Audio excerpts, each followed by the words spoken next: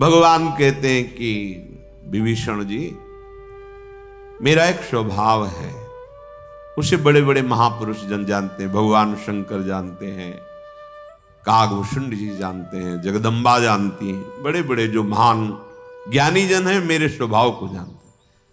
मेरा स्वभाव है कि कोई पूरा विश्वद्रोह करने वाला हो, चराचर जगत का अपराध करने वाला हो, वो मेरी शरण में भयभीत होकर आ जाए तो मैं उसे त्यागता नहीं हूं। उसके छल को, कपट को, मोह को, मद को, मान को, ईर्ष्या को, इन सब को मिटा करके तज मद मोह कपट छल नाना करऊं सद्यते ही साधु, मैं उसे संत बना देता हूं, मैं उसे महात्मा बना देता हूं, महापुरुष बना देता हूं। जो अपने माता पिता, भाई बंधु, परिवार, रिश्ते नाते सबकी सेवा करता है पर ममता केवल मेरे चरणों में रखता है, सब कर मांगे एक फल राम चरण रति हो, उसके हृदय में समदर्शिता प्रकट हो जाती है, कामनाएं उसके हृदय की नष्ट हो जाती हैं, उसके हृदय में ना हर्ष होता है, ना शोक होता, ना भय होता है। किसके हृदय में? जिसने सब जगह की ममता केवल मेरे चरणों में रख दी है। मैं ऐसे भक्त को ऐसे प्यार करता हूं जैसे लोभी आदमी अपनी संपत्ति से प्यार करता है, ऐसे मैं अपने हृदय से उस भक्त को प्यार करता हूं जिसने कहीं कोई ममता आसक्ति नहीं की, केवल मेरे चरणों में ममता रखता है। और हे विभीषण, तुम जैसे संत मुझे बहुत प्रिय हैं, तुम्हारे जैसे संतों की ही कारण मैं ये अवतार ग्रहण करता हूं। सुनु लंकेश सकल गुण तोरे, ताते तुम अतिशय प्रिय मोरे। हे लंकाधिपति, विभीषण जी को दोबारा भगवान ने कहा, हे लंकाधिपति विभीषण, तुम में सारे भागवतिक गुण विराजमान है, इसलिए तुम मुझे बहुत प्रिय हो। भगवान के वचन सुनकर के हनुमान जी और सब जो यूथपति खड़े थे, जय हो करुणा निधान भगवान श्री राम की जय हो। प्रभु की वाणी विभीषण जी के कानों में मानो अमृत घुल रहा हो। प्रभु ने मुझे स्वीकार कर लिया। बार बार खड़े होते हैं, भगवान के रूप के दर्शन करके फिर चरणों में गिर जाते हैं। हृदय में प्रेम नहीं समा रहा, विकलता है। विभीषण जी ने कहा, प्रभु आपने दोबारा भी लंकाधिपति कहा, लंकेश कहा।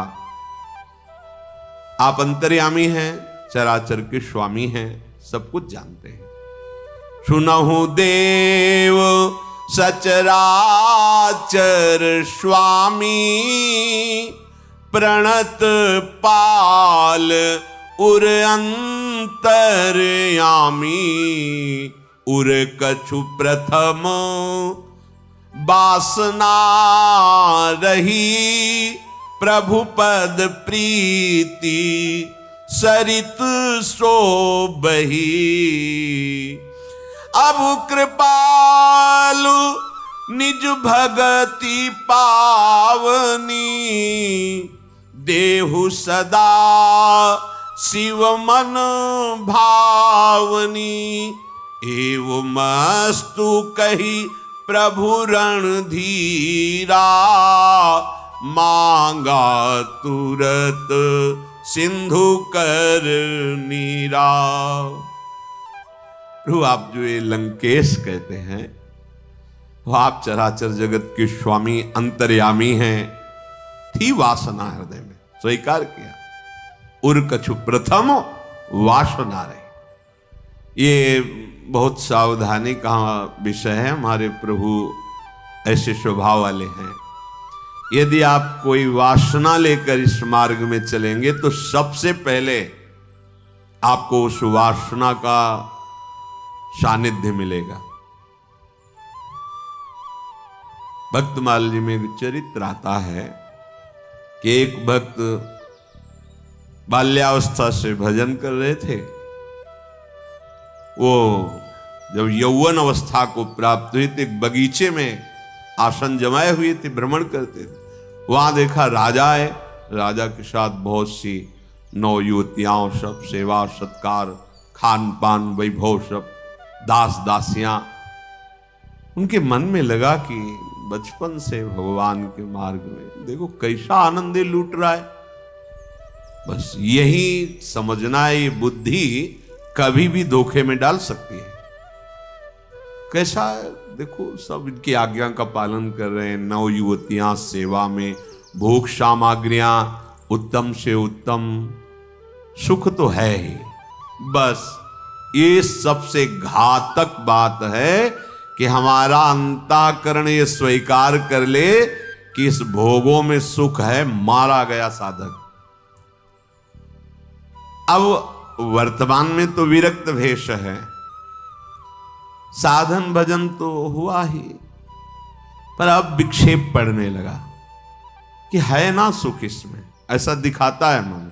जो कितने आनंदित है ना, कार से पूरा परिवार चल रहा है, उतरे लड़का बच्चा पत्नी, अब वो पता नहीं कई कई दिन भोजन मिले ना।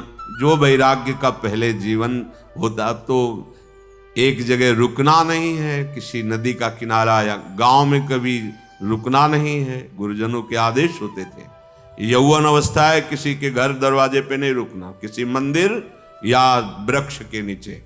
ऐसे वो जो संन्यास मार्ग है, बड़ा कठिन मार्ग है, उसमें वो विरक्त भेष, पर मन में वो वासना की राजा और ये राज सुख है ना।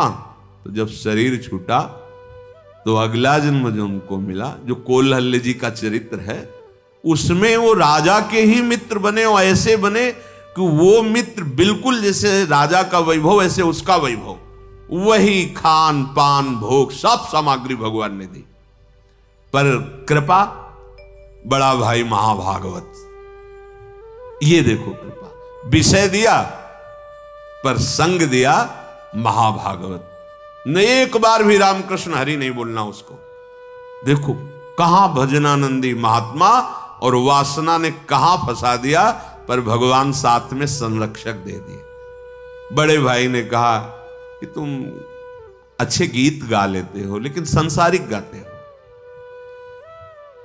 ये सब सुख भोग जिसमें तुम लगे हो समय नष्ट होता है, कभी तो बात हमारी मान लो। वो अपने बड़े भाई को भगवान की तरह मानते थे, ये जानते थे हृदय में कि मैं बहुत गलत आचरण करता हूं, पर भगवान की ऐसी कृपा है, मेरा भाई महान भक्त है, तो आदर भगवान की तरह का। उनका चलो हमारे साथ द्वारिकाधीश के दर्शन के लिए। कई बार आप लोगों ने सुना, जब वहां गए तो बोले ठाकुर के सामने उनको लीलाओं का गान करना है, कोई पद सुनाओ। तो बड़े सकुचे कि हम तो रजोगुणी गीत गाने वाले, कहां प्रभु के। बोले नहीं सुनाओ ना, तो ब्रज लीला संबंधी पद सुनाए। जीव सुनाए तो द्वारिकाधीश बोल पड़े वाह वाह वाह, प्रभु बोल पड़े, और अपने निजी सेवक को माला प्रसाद, वो पीछे जो खड़े हैं उनको जाके देना। जब उनके नजदीक गए बोले प्रसाद आप, बोले हमारे भाई को भेजा होगा, क्योंकि वो भजनानंदी बचपन से भजन में तो नीच विषयी। हाँ बोले नहीं नहीं आपके लिए हो। बड़े भाई को जलन हो गई कि इतना भजन करते हो भगवान हमारा तो, और इसको आज हम ही लाए, नहीं तो उद्दंडता करता। सब आचरण थे जो राजाओं के होते, सब आचरण वैसे, खान पान व्यवहार सब वैसे। उनको इतनी ईर्ष्या हुई कि समुद्र में कूद गए। जब डूबे समुद्र में तो द्वारिकाधीश के पार्षद उनको ले गए द्वार। अब तसल्ली हुई, दिव्य द्वारिका, दिव्य भगवान के दर्शन। भगवान ने कहा बैठो, प्रसाद लाओ, पत्तल लगा। बड़े खुश हुए कि उनको तो वहां प्रसाद मिला, मुझे तो साक्षात द्वारिकाधीश पास। बोले एक पत्तल और लगा। बोले किसके लिए? बोले तुम्हारे भाई के लिए। और जलन पे यहां भी। तब उन्होंने कहा समझो तुम आज भजन कर रहे हो, बहुत पूर्व का भजनानंदी केवल एक वासना आ गई थी राजा के राज सुख को देखकर, इसलिए वो नहीं जानते उसका भजन कितना एकत्रित है। और तुम्हें कितना प्यार करता है। जो मेरे भक्त से प्यार करता है वो मुझे भक्त से भी अधिक प्यारा होता है, और वो स्वयं एक भजनानंदी महात्मा है।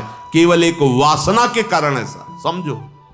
कोई भी वासना लेकर इस मार्ग में चलोगे तो पहले वो वासना चाहे ज्ञान के द्वारा नष्ट हो, और यदि आप ज्यादा हट करोगे तो फिर भोगा के मायाधीश है, उनके पास कोई कमी थोड़ी है। तो विभीषण जी स्वीकार कर रहे हैं, कह रहे हैं कि प्रभु उर कछु प्रथम वासना रही थी। प्रभु वासना ऐसी, लात मारा है इसी सिंहासन पर बैठूंगा तेरा नाश करवा के, थी। लेकिन प्रभु जब से आपका दर्शन हुआ अब कोई ऐसी आकांक्षा नहीं। भगवान करुणा करके विभीषण जी की तरफ बोले, प्रभु भगवान शिव के जो मन को सदैव आह्लादित करती है आपकी प्रेम लक्षणा भक्ति, वो मुझे प्रदान की। भगवान ने कहा, एवं मस्तु, ये तो मिलेगी ही, पर लंकाधिपति का तिलक भी हम ही करेंगे। लाओ समुद्र का जल लाओ। एवं मस्तु कई प्रभु रन धीरा, मांगा तुरंत सिंधु करने। तत्काल समुद्र का जल लाया गया और लंकाधिपति का अभिषेक विभीषण जी के। यद्यपि अब तुम्हारी इच्छा नहीं है, पर पहले था, पहले वाला ये स्वीकार करो, और जो मांगा है ये तो तुम्हें मिलेगी, भक्ति मिलेगी। अस कहि राम तिलक ते सारा, सुमन वृष्टि नव भई। देवता लोग पुष्पों की वर्षा करने लगे। महाभागवत विभीषण जी को लंकाधिपति का पद भगवान ने प्रदान कर दिया। देखो कहां रावण ने लात मारी थी, अब कोई सहारा नहीं रह गया था। आज भगवान ने विभीषण जी को लंकाधिपति ही नहीं, समस्त भक्तों का सिरमौर बना दिया। भगवान शिव के मानस में जो भगवान की प्रेम लक्षणा भक्ति, वो प्रदान की विभीषण जी को। जो संपत्ति शिवरावन ही दीन दिए दस माथ, सोई संपदा विभीषण सकुच दीन रघुनाथ। बहुत आराधना और तब लंकाधिपति बना, और भगवान बहुत सकुच से दे रहे कि मेरे चरण आश्रित को ये लोक वैभव, ये कोई वस्तु है? माया वैभव कोई वस्तु है? कोई वस्तु नहीं। भगवान का प्रेम, भगवान का। अभी क्या है कि हम लोगों की दृष्टि विचार माया में ना, रुपया मिला तो बहुत कुछ मिल गया, सम्मान मिला तो मानो जीवन मिल गया, ऐसा लगता है। किसी को बता दे कि आप जो सेवा करो इसका परिणाम होगा कि तुम्हारी जितनी सुविधाएं सब नष्ट हो जाएंगी, दोबारा नजदीक नहीं आएगा। क्योंकि यही संतों का आशीर्वाद माना जाता है कि तुम्हारी कामना, तुम्हारा रुपया पैसा, तुम्हारा लोक व्यवहार बढ़े, नहीं भगवत प्रेम बढ़े तुम्हारा। तो कौन चाहता है भगवत प्रेम? जो माया मल से रहित हृदय है वो चाहता है। भगवान ने विभीषण जी को लंकाधिपति और अविरल भक्ति दोनों प्रदान की। ये लोक सुख का रोग जब तक छूटता नहीं तब तक आनंद का अनुभव नहीं होता। हम लोग इसी बात में सब परेशान हैं। कहीं कोई बता दे, चाहे 50,000 किलोमीटर जाना पड़े, बस वो ऐसा आशीर्वाद दे दे, ऐसा जंतुर बांध दे, ऐसा हवन करा दे, ऐसा कुछ खिला पिला दे, बस हमारी कामना जो है वो पूर्ण हो जाए। हम कहते कुछ नहीं करना पड़ेगा। प्रणत कामदम पद्मजार्चितम। देखो संपत्ति भी दी और अविरल भक्ति भी दी। और वो संपत्ति, जो संपत्ति शिवरावन ही दीन दिए दस माथ, सोई संपदा विभीषण सकुच दीन है, कुछ नहीं है ये, ऐसा मान के दे रहे। प्रभु अपना ले, यही सबसे बड़ी बात। पर ये समझ में नहीं आता किसी के। प्रभु तो अपनाए हुए हैं, तुम प्रभु को अपना लो, अपना मान लो। यही सत्संग का सार है कि तुम्हारे हृदय में बैठ जाए मेरे प्रभु। पता नहीं लगता कि किसी को मृत्यु की याद नहीं क्यों नहीं आ रही? तुम्हें समझ में नहीं आ रहा तुम्हारा सब छूटने वाला है? अरे कम से कम जिसे सजा होती उसको तो पता है ना कि 10 तारीख को 10 बजे, यहां तो 10 सेकंड का पता नहीं, फिर भी तुम कल्पनाएं कर रहे हो वर्षों की, सेकंड का भरोसा नहीं। पर यही है माया जो विस्मृति के गर्त में डालकर भगवान से विमुख किए हुए है। सबके हृदय में बसने वाले प्रभु नीति की रक्षा करते हुए काहे बानर राज सुग्रीव और लंकाधिपति विभीषण, अब सलाह दो कि समुद्र कैसे पार करें, क्योंकि बड़े बड़े मगरमच्छ हैं, सांप हैं, बड़ी बड़ी मछलियां हैं जो एक झटके में लील जाएं बड़े से बड़े यूथपति को। ये अपार समुद्र है, इसको पार किए बिना रावण पर आक्रमण नहीं किया जा सकता। इसलिए हे सुग्रीव जी, हे विभीषण जी, जिनका नाम भव समुद्र से सहज में पार कर देता है वो भगवान पूछ रहे हैं। विभीषण जी ने कहा रघुनाथ जी, हमें पता है कि अगर एक बाण संधान करें तो करोड़ों ऐसे समुद्र सूख जाएंगे संधान करने मात्र से। पर प्रभु उचित यही रहेगा कि आप समुद्र की विनय करें और वो मान जाए और रास्ता आपको दे दे, तो इससे आपका श्रेयस होगा। समुद्र पूर्वज भी है, या कोई वो उपाय बता सकते हैं या रास्ता दे सकते हैं। आप समुद्र से प्रार्थना करें। विभीषण जी ने, श्री राम जी ने कहा, आप सबने मिलकर बहुत सुंदर उपाय बताया, ऐसा किया जाएगा तो दैव सहायक होगा। लक्ष्मण जी के मन में सलाह अच्छी नहीं लगी। प्रभु के वचन सुनकर उनके हृदय में थोड़ा सा दुख हुआ और कहा, प्रभु आपके श्रीमुख से दैव शब्द सुनकर के अच्छा नहीं लगा। विनय करेंगे, प्रसन्न होंगे, दैव फिर कोई मार्ग बनेगा। नाथ दैव कर कवन भरोसा, शोषी सिंधु करी कर रोषा। अभी मन में थोड़ा अग्नि बाण संधान करो। अभी क्या प्रभु कादर मन कहूं एक अधारा, दैव दैव आलसी पुकारा। प्रभु जो ये तो आलसी प्रवृत्ति है, दैव है, तुरंत अग्निबाण संधान करो, प्रार्थना की जरूरत नहीं। भगवान शेष हैं, तो लगता है कि हमारे प्रभु आंख मूंद के बैठ के हाथ जोड़े समुद्र से प्रार्थना करें। भगवान हंसे और कहने लगे, ऐसा ही करेंगे, पर मन में धैर्य धारण करो।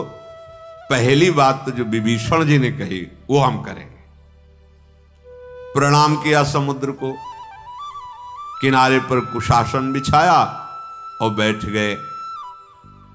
जब विभीषण जी प्रभु के पास आ रहे थे तो रावण ने उनके पीछे अपने सीआईडी भेजे, गुप्तचर। क्या होता है, राम स्वीकार करते हैं या तिरस्कार कर देते हैं, क्या होता है, गुप्त रूप से जाओ और देखो ऐसा रूप धारण करना कि उनमें मिल जाओ, कोई जान न पावे। तो उन्होंने बानर का रूप धारण किया था माया से और सब बानरों में मिल गए थे। जब देखा कि विभीषण जी को भगवान श्री राम लंकाधिपति कहा और इतना प्यार दिया,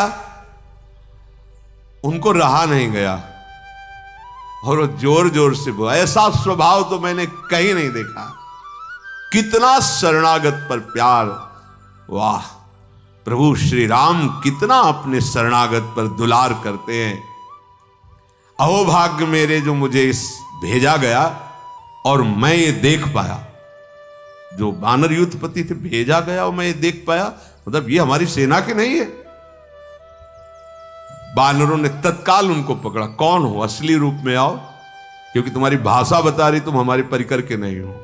प्रभु के स्वभाव की जय जयकार करना तो ठीक, पर मुझे भेजा गया और मुझे ये दर्शन मिला, ये सौभाग्य। कहां से आए हो, कौन हो?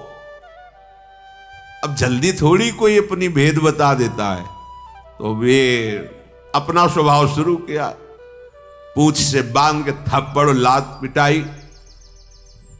वो चीखने लगे, मारो मत, मैं रावण का गुप्तचर हूं जब विभीषण जी वहां से चले थे तो मुझे भेजा गया था, तो मैं बानर रूप से ये सब देखकर रहा नहीं गया कि प्रभु का कैसा करुणामय स्वभाव। बांधा उनको सुग्रीव जी के पास ले गए। ये गुप्तचर हैं रावण के।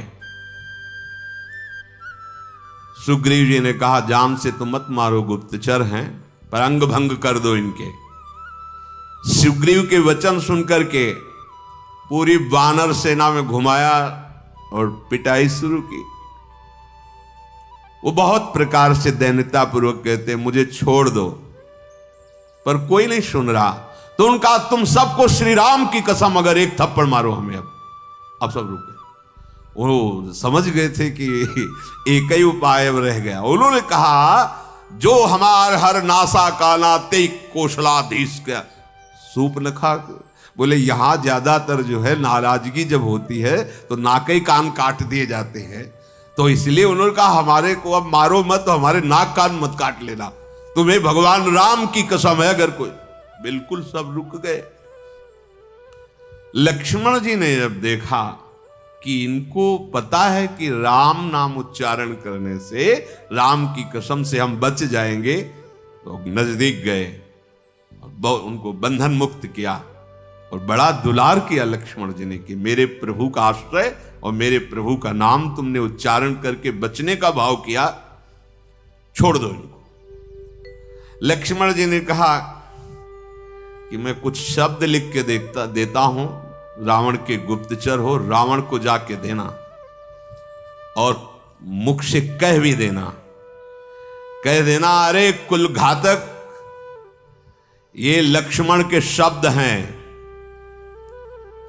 कहो मुखागर मूढ़ सन मम संदेश उदार, सीता देई मिलो न त आवा काल तुम्हार। ऐ दशग्रीव रावण, मैं कृपा से ये बात संदेश भिजवा रहा हूं, भयवश नहीं। तू अभी आ जा, प्रभु के पैर पकड़ ले, सियाजू को वापस कर दे, बच जाएगा। नहीं तो काल की भी सामर्थ्य नहीं कि रघुनाथ जी के बाण से तेरी रक्षा कर सके। निश्चित समझ तो विनाश के कगार पर खड़ा है। दूतों ने लक्ष्मण जी के चरणों में साष्टांग प्रणाम किया और भगवान श्री राम की जय जयकार की।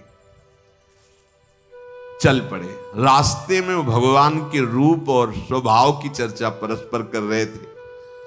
लंका में आए, रावण के चरणों में प्रणाम किया। रावण ने हंसकर कहा, बहुत मुंह लटकाए हुए हो, क्या हुआ?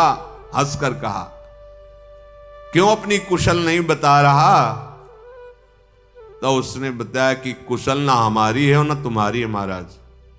विभीषण जी को जाते ही राम जी ने लंकाधिपति बना दिया है और कोई भी बानर एक ऐसा सेना में नहीं जो अकेले तुम्हें जीत ना सके। ये मैंने देखा है। वहां जाकर के पिसोगे, सब पिसोगे। जैसे गेहूं के साथ घुन पिसता, ऐसे तुम्हारे साथ पूरी लंका नष्ट होगी। भालू वानरों की सेना का तो ऐसा हाल है कि काल मिल जाए तो उसको भी खा जाए, इतने रोष में है। ये तो कहो समुद्र बीच में आ गया इसलिए आप हंस रहे हो। अगर समुद्र बीच में ना आया होता तो अब तक जो हाल होता वो आप देख लेते। अरे रावण ने कहा, यही बात तो मैं भी कह रहा हूं कि अगर समुद्र बीच में ना होता तो राक्षस अब तक कलेवा कर लिए होते उन वीर बानर और भालुओं का। मनाओ के बीच में समुद्र है तो वो जिंदा है, और तुम जिन तपस्वियों की बात करते हो ना, वो मेरे भय से भयभीत है। रावण को कभी भी ऐसा महसूस नहीं हुआ कि उसे भय लग रहा हो। भगवान का पार्षद है, केवल स्वांग कर रहा वैर का। क्या हुआ? मेरा महान प्रताप वहां प्रकट नहीं है रामादल में, सब भयभीत नहीं मेरे बल से। तू बता क्यों नहीं रहा है? दूत ने कहा, नाथ जैसे कृपा करके पूछ रहे हो वैसे क्रोध छोड़कर मेरी बात सुनना। जब आपका छोटा भाई श्री राम जी से मिला, राम जी ने पहुंचते ही लंकाधिपति बना दिया और धीरे से हमारा भेद खुला कि मैं रावण का गुप्तचर हूं, तो महाराज इतनी पिटाई हुई कि पूरा शरीर दर्द कर रहा है। वो तो कहो राम जी की शपथ दिला दी, ले शूर्पणखा की जैसी हमारी हालत हो जाती, हमारे भी नाक कान काट लिए जाते। श्रवण नासिका काटे लागे, राम शपथ दीन्हे हम त्यागे। और नाथ आप पूछ रहे हो कि यूथपति कौन कौन, सेना कैसी, तो हमारे तो दो ही लोग हैं, दो ही मुख हैं। अगर करोड़ों मुख वाला कोई हो और सेना का वर्णन करना चाहे तो वर्णन नहीं कर, इतनी सेना है महाराज। एक से एक भयंकर विशाल बल वाले रीछ और बानर हैं। जिसने नगर में आके जलाया था ना और आपके पुत्र अक्षय कुमार को मारा था, वो सब बानरों में आप ऐसा समझ लीजिए थोड़ा कम ही है। दूतों ने बताया, जेहि पुर दहेऊ हतेऊ सुत तोरा, सकल कपिनु महा तेहि बलु थोरा। अमित नाम भट कठिन कराला, अमित नाग बल विपुल विशाला। दुविध मयंद नील नल अंगद गद विकटासी, दधि मुख के हरि निसठ सठ, जामवंत बल राशि। ये कपि सब सुग्रीव समाना, इन सम कोटिन गनई को नाना। राम कृपा अतुलित बल तिन्हि, तृण समान त्रय लोक ही गनहि। असमय सुना श्रवण 10 कंधर, पद्म 18 जूथप बंदर। नाथ कटक महा सो कपि नाही, जो न तुम्हें जीते रन माही। परम क्रोध मीजहि सब हाथा, आयसु पैन देहि रघुनाथा। नाथ आपने पूछा कि सेना, तो प्रभु जिसने नगर को जलाया और आपके पुत्र को मारा, हमने ऐसा अनुभव किया कि सब बानरों में वो कम बल वाला है, मतलब इनसे भी एक से एक असंख्य नाम वाले, असंख्य संख्या में कठोर भयंकर स्वभाव वाले, असंख्य हाथियों का बल एक एक यूथपतियों में। कैसे वर्णन करें महाराज, कुछ नाम याद कर लिए हैं। द्विविध मयंद नील नल अंगद गद विकटास, दधिमुख केहरि निसठ सठ जाम्बान। ये सब महाबल राशि यूथपति हैं और इनमें सब में सुग्रीव जैसा बल है। एक दो नहीं महाराज, करोड़ों ऐसे यूथपति हैं। श्री राम की कृपा से अतुलनीय बलशाली है। इस समय उनमें ऐसा बल बढ़ा है कि त्रिभुवन को तिनका समझ रहे, बस आदेश की जरूरत है।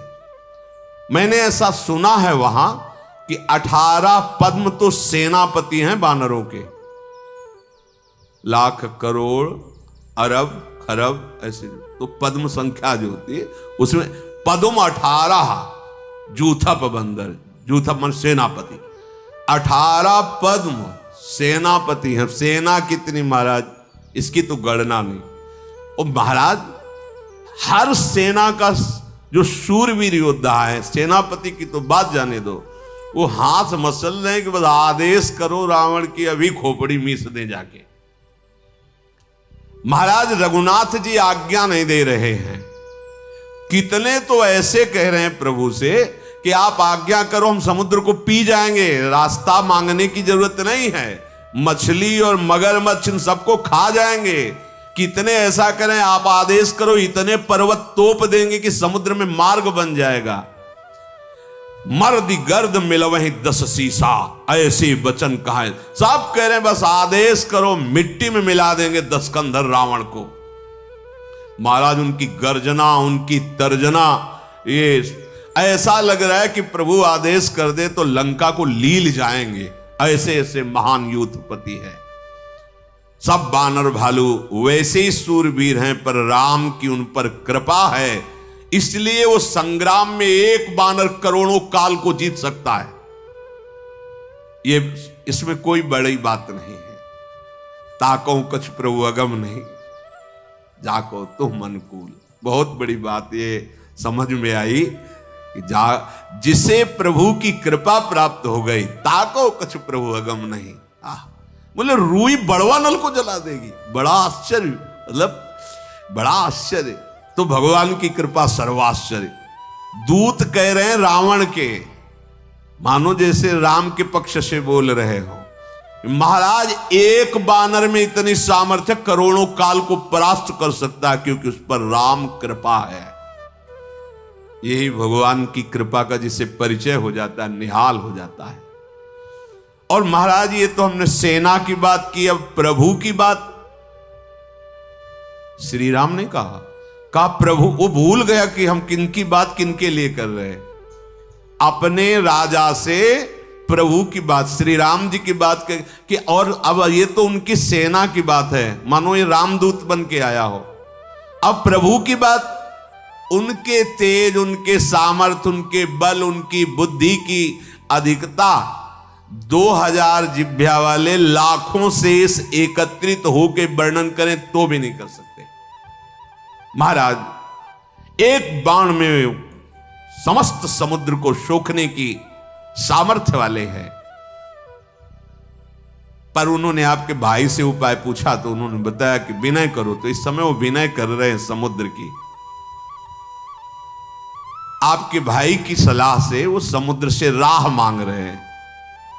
रावण खूब ताली बजा के हंसा, अच्छा सलाहकार डरपोक विभीषण, और जिनकी तुम बात कर रहे हो वो तपस्वी हाथ जोड़ के समुद्र से रास्ता मांग रहे हैं, हाँ बहुत सूरवीर है।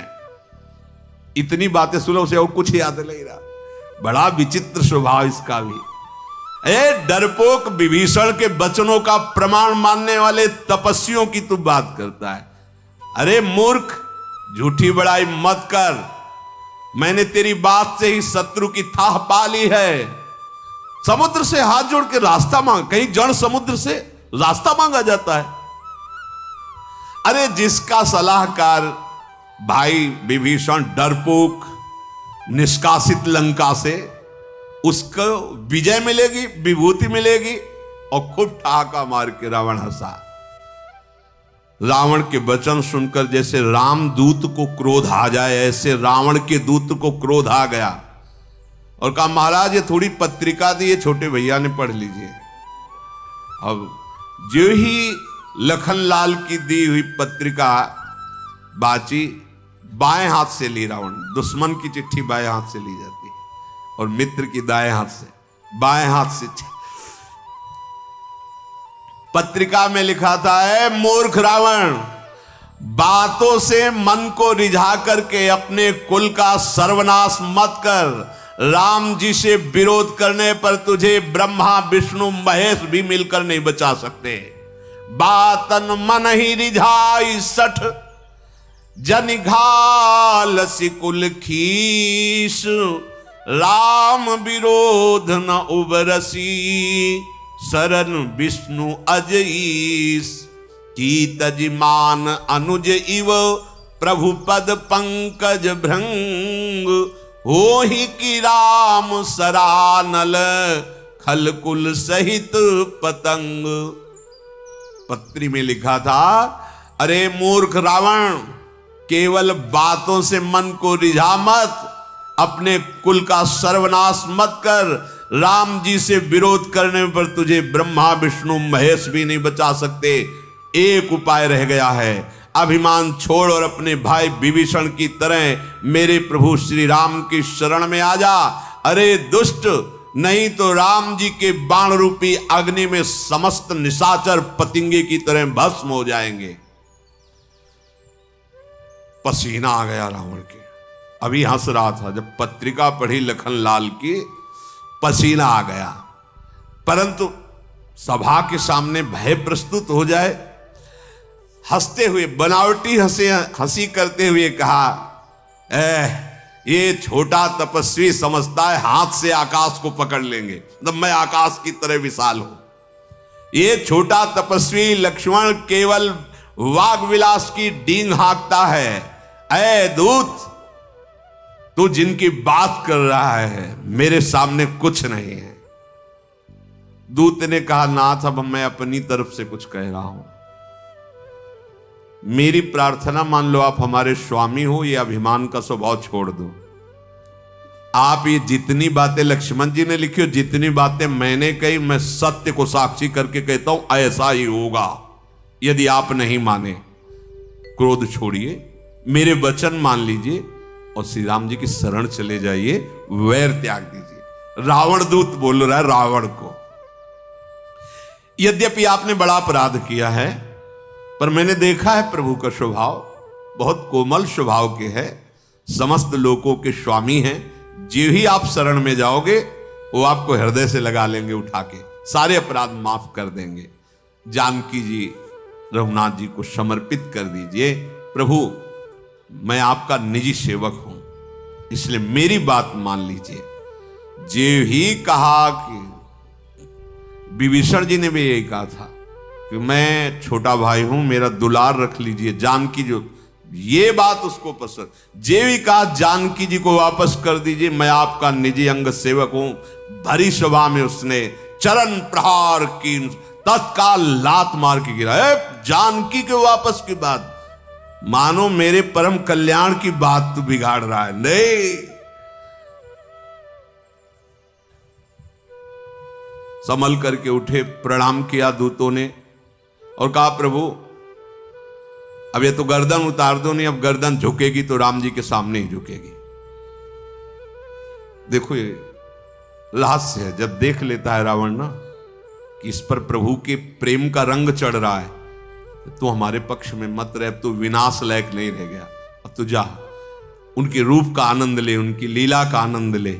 और जिसके मन में देखता है कि राम के प्रति वो भाव नहीं है, प्रेम भाव नहीं, तो उसको अपने पक्ष में करता है कि तुम बाण द्वारा परम पद बचेगे कोई नहीं, सबको भगवान से मिलाऊंगा। मानो आंतरिक संकल्प रावण का है कि कोई नहीं बचेगा, सबको भगवान की प्राप्ति कराऊंगा। एक जैसे संत महात्मा जन भक्ति से, तो ये अपने विवेक से भगवान से वैर करके सब पूरे कुल को तारेगा। जिसको अंदर देखता है कि भगवान की भक्ति आ गई है तो अपमानित करके भगा, लंका में प्रवेश नहीं, जाओ रामादल। वो प्रणाम किए और श्री राम जी की कृपा से परम गति को प्राप्त हुए। भगवान की कृपा, वो वापस हुए, भगवान के चरणों में गए, भगवान की कृपा हुई और वो परम धाम को प्राप्त हुए। ये अगस्त्य ऋषि के शाप से राक्षस भाव को प्राप्त हुए थे। भगवत कृपा से कल्याण होने में कोई देर थोड़ी है, पर हम भगवत कृपा का आश्रय नहीं लेते, देहाभिमानी जन हैं। अभिमान के कारण विषय भोगों में प्रियता है, देहाभिमान ही कर्तृत्व भोक्तृत्व भाव रखता है, इसीलिए ये भगवत प्राप्ति हमें आवश्यक नहीं लग रही। नहीं तो जहां ये बात समझ में आएगी ना, एक सेकंड भी समय आप व्यर्थ नहीं कर सकते। चिड़चिड़ापन पैदा होता है, जैसे कोई तो एक लगता है क्यों हमारे समय को नष्ट कर रहे हो। एक एक सेकंड, पता नहीं कौन सा सेकंड आखिरी होगा, हमें प्रभु का नाम स्मरण करने दो, प्रभु का चिंतन करने दो। 3 दिन तक भगवान हाथ जोड़े कुशासन में बैठे रहे, समुद्र ने विनय नहीं सुनी। तब लक्ष्मण जी वाली बात आ गई याद कि प्रभु अग्नि बाण ही इसके लिए है, इसका विनय ठीक ज्यादा है नहीं। तो बोले राम शकोप तब भय बिन होए न प्रीत। समझ गया, उपवास करके 3 दिन हो गए, हाथ जोड़े बैठे हैं, लेकिन इसके समझ में नहीं आया। लाओ लक्ष्मण बान सरासन आनु, शोषों बारिधि बिशिख कृशानु। लाओ अग्निबाण, अभिसंधान करता हूं और इस पूरे समुद्र को अग्निबाण से भस्म कर देता हूं। ये मूर्ख विनय नहीं मान रहा, ये कुटिल स्वभाव वाला है। ये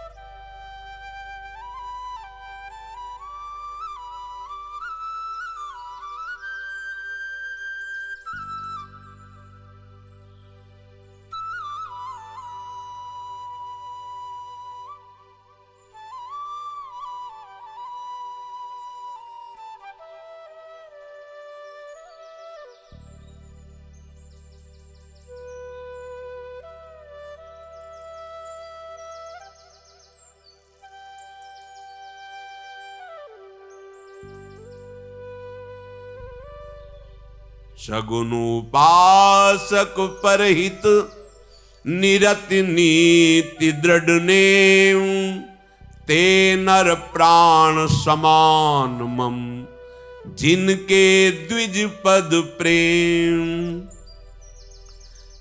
माता पिता भाई पुत्र स्त्री शरीर धर्म घर मित्र परिवार, इन सबसे ममत्व रूपी धागे हटा करके और उनको मिलावे और फिर मेरे चरणों में वो ममता लगा दे। सारे सुखों का संबंधों का एकमात्र प्रभु से संबंध। तुमेव माता च पिता तुमेव बंधुश्च सखा तुमेव विद्या द्रविणं तुमेव तोय मोय नाते अनेक मानिए जो भावे ज्यो त्यो तुलसी कृपाल चरण शरण पावे। और जो मानो सब हमारे हो, आपके सिवा कोई हमारा नहीं, सबकी ममता ताग बटोरी। जब कोई ऐसा कर देता है तो इसकी स्थिति कहां आती है? बोले समदर्शी हो जाता है। कोई भी हृदय में इच्छा नहीं रह जाती है, न हर्ष न शोक न भय। ऐसे संत जन, ऐसे साधु भक्त जन जिन्होंने सारे संबंध केवल मेरे से किए, वो मेरे हृदय में ऐसे बसते हैं जैसे लोभी के हृदय में धन बसता है। तुम्हारे जैसे हे विभीषण भक्त संत मुझे प्राण प्रिय है। मैं तुम्हारे जैसे भक्तों के लिए ही ये देह धारण करता हूं, जो मेरे सगुण रूप के उपासक हैं, दूसरों का हित करते रहते हैं, नियम दृढ़ता पूर्वक रहते हैं, साधु महात्मा भक्त ब्रह्म ऋषियों के चरणों में प्रेम है। मैं उनको अपने प्राणों के समान प्यार करता हूं। इस मनुष्य जीवन का परम लाभ यही है।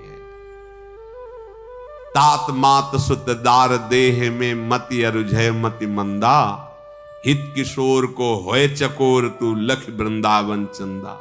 वृंदावन चंदानंद कंद श्री राधावर के चरणों की प्रीति हो जाए, यही जीवन का परम लाभ। शेष चर्चा आगे। श्री राधा वल्लभ लाल की।